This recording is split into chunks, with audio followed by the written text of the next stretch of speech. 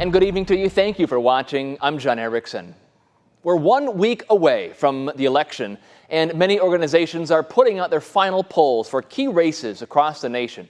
Reporter Chris Lemo takes a look at the methods these polls use and why Wisconsin is always a tough state to predict. Each election cycle, political polls offer a chance at a snapshot in time of where a race might stand if voting happened that day. After the 2016 election saw several polling misses in Wisconsin from the presidential race to the Senate election, more attention is being paid to how these polls are performed. Aaron Weinschenk is a political professor at the University of Wisconsin-Green Bay.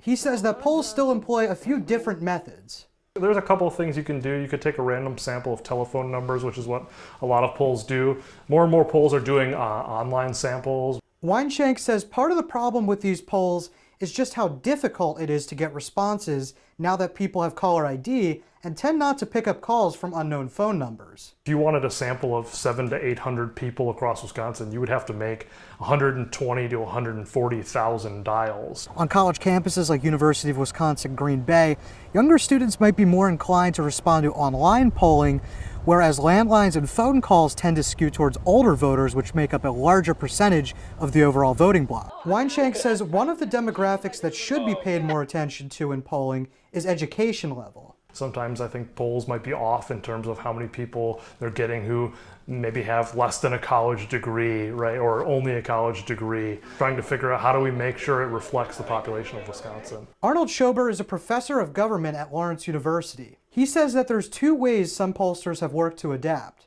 They'll ask things like, who is your neighbor voting for? Because then you don't have to say, well, I'm going to vote for unpopular candidate X. The other way differs on the way pollsters weight by political party. Schober says that for several decades, Democrats have been more willing to respond to polls.